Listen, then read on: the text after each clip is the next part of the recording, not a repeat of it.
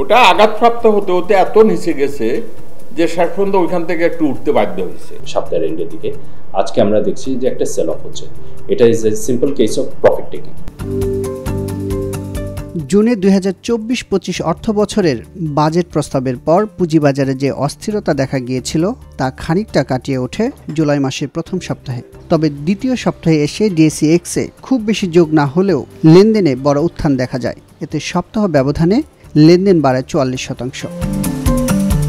বাজার বিশ্লেষকদের মতে টেকনো ড্রাগসের আইপিও রিফান্ডের একটি অংশ সেকেন্ডারি বাজারে বিনিয়োগ হয়েছে, যার প্রভাব পড়েছে সূচক ও লেনদেনে। এছাড়াও বেশিরভাগ শেয়ারের দর তলানিতে থাকায় সাইড লাইনে থাকা বিনিয়োগকারীরাও বাজারে ফিরেছেন বলে মত তাদের। বাজেটের ব্যাপারে যে আনসার্টেনটি ছিল এটা এখন কেটে গেছে। এখন আমরা জানি যে অ্যাকচুয়ালি কি রকমের ট্যাক্স হবে আমাদের ইন্ডাস্ট্রির উপর। এর সাথে সাথে আরেকটা যে জিনিসটা হয়েছে যে টেকনো ড্রাগের যে একটা ম্যাসিভ একটা টাকা মার্কেট থেকে তুলে যে অ্যাকচুয়ালি অ্যাপ্লিকেশন করা হয়েছিল, এই ফান্ডে কিন্তু ফেরত এসেছে। সো এই ফান্ডের ভ্যালু হলো আপনার 2400 কোটি টাকা। আমাদের এক্সপিরিয়েন্সে আমরা সবসময় দেখি যে যখনই এরকম আইপিও টাকাটা ফেরত আসে ক্লায়েন্টদের অ্যাকাউন্টে, মিনিমাম 30% কিন্তু মার্কেটে অলরেডি বিনিয়োগ হয়। যে টাইমে এই টাকাটা ফেরত এসেছে মার্কেট কিন্তু অলরেডি ওভারসোল্ড।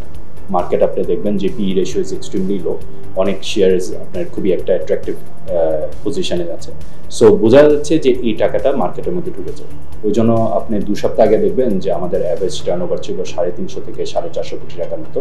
এখন এই সপ্তাহের মধ্যে টার্নওভার কিন্তু চলে এসেছে অলমোস্ট 900 থেকে 1000 কোটি টাকা। বাজেটে শেয়ার বাজারের জন্য কিছু করে নাই। ওটা আঘাতপ্রাপ্ত হতে হতে এত নিচে গেছে যে শেষ পর্যন্ত ওইখান থেকে একটু উঠতে বাধ্য হয়েছে, যার কারণে তুমি 5100 সামথিং ছিল, ওইখান থেকে হয়তো আরো 400 পয়েন্ট বেড়েছে।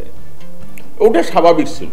ইন এডিশন আমি যেটা বললাম যে যারা সাইড লাইনে ছিল বড় বিনিয়োগকারী, যে দেখি আরো কত নিচে যেতে পারে, তারা দেখলো যে আর নিচে যাওয়ার তেমন স্কোপ নেই, তারাও বিনিয়োগকারী হয়েছে এবং দে ক্রিয়েটেড এ ডিমান্ড। চলতি সপ্তাহে ঢাকা স্টক এক্সচেঞ্জ ডিএসইতে লেনদেন হয়েছে 5 কার্যদিবস। এর মধ্যে 3 দিন সূচকের ইতিবাচক প্রবণতার বিপরীতে নেতিবাচক ছিল 2 দিন। সপ্তাহের প্রথম দিন রবিবার ডিএসইএক্স সর্বোচ্চ 61 পয়েন্ট বাড়ার বিপরীতে শেষ দিন বৃহস্পতিবার হারায় 62 পয়েন্ট। এতে সপ্তাহ ব্যবধানে ডিএসইএক্স বাড়ে 9 পয়েন্ট। আগের সপ্তাহের তুলনায় চলতি সপ্তাহে লেনদেনের পরিমাণ বেশ খানিকটা বেড়েছে। গত মঙ্গলবার ডিএসইতে লেনদেন হয় 1019 কোটি টাকা। এর মধ্য দিয়ে প্রায় 2 মাস পর ডিএসইতে লেনদেন 1000 কোটি টাকা ছাড়ায়। তবে সপ্তাহের সর্বনিম্ন 664 কোটি টাকা লেনদেন হয় বৃহস্পতিবার। এতে চলতি সপ্তাহের দৈনিক গড় লেনদেন হয় 890 কোটি টাকা। বাজার বিশ্লেষকরা মনে করেন আগামী দিনগুলোতে বাজারের গতি প্রকৃতি নির্ভর করবে বিনিয়োগকারীদের আস্থা আর দেশের অর্থনৈতিক সার্বিক পরিস্থিতির ওপর। তবে বড় ধরনের দরপতন ও উত্থানের সম্ভাবনা দেখছেন না তারা।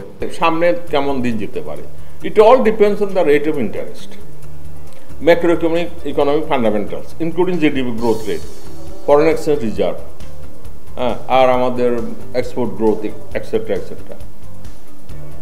তো ওগুলার উপর নির্ভর করতেছে আমাদের এটা কেমন যাবে। আরেকটা আমি এড করতেছি, যেটা আমরা অনেক সময় বলে আসতেছি, সেটা হচ্ছে ভালো শেয়ার যদি যোগান দেয় সিনারিও একরকম হবে, 2-3টা যদিও আসে, 2-1টাও আসলে, আর যদি এভাবেই থাকে তাহলে হয়তো কখনো একটু মৃত, কখনো একটু লাইভ সঞ্চয় করবে, লাইভলি হবে, এর মধ্যে থাকবে। টার্নওভার হয়তো 600, 700, 1000, 1200 কোটি হতে পারে। সামনের সপ্তাহে আমরা কি এক্সপেক্ট করতে পারি, এটা অনেকটুকু নির্ভর করে মার্কেটের কনফিডেন্সের উপর। যেটা হচ্ছে কি এখনো পর্যন্ত কিন্তু অনেক টাকা কিন্তু সাইডলাইনে আছে। এই টাকাটা যদি মার্কেটে আসার একটাই কারণ হবে যদি বিনিয়োগকারী মনে করে যে মার্কেটে আমি কোনো আনপ্রেডিক্টেবল সিচুয়েশন দেখছি না, সামনে হয়তো বা কোনো আনফোরসিন নেগেটিভ সার্কামস্ট্যান্স হবে না, তো আমি অবশ্যই এখনই মার্কেটে টাকাটা আমি ঢুকাবো। এটা এরকম যদি কনফিডেন্স পেতে থাকে বিনিয়োগকারী, তাহলে দেখবেন মার্কেটে কিন্তু একটা শর্ট টার্ম একটা র্যালি হতে পারে, একটা প্রাইস কারেকশন হতে পারে, প্রফিট টেকিং হতে পারে, বা মার্কেটটাকে একটা নর্মাল গতিতে আনার মতন ক্যাপাসিটি আছে। এই বিশ্লেষক মনে করেন দাম কমার ক্ষেত্রে 3% সার্কিট ব্রেকার তুলে দিলে বাজার আরও খানিকটা গতিশীল হতো। 3% যে সার্কিট ব্রেকার দেওয়া আছে এটাও কিন্তু যে এফেক্টিভলি কাজ করছে না, বিকজ এখন ভলিউম আছে, বিকজ শেয়ারসের প্রাইস অনেকটুকু আন্ডারসোল্ড ওভারসোল্ড। এই সিচুয়েশনে আপনি যদি 10%কে রিমুভ করে দেন তাহলে মার্কেট কিন্তু ফ্রি ফ্লোভাবে ট্রেডিংটা হবে। বিনিয়োগকারী আছে অনেকজনে যারা বিনিয়োগ করবে, অনেকজনে ট্রেড করবে, অনেকজনে স্পেকুলেট করবে। এই মার্কেটের ভলিউমটি কিন্তু ন্যাচারালি চলতে থাকবে।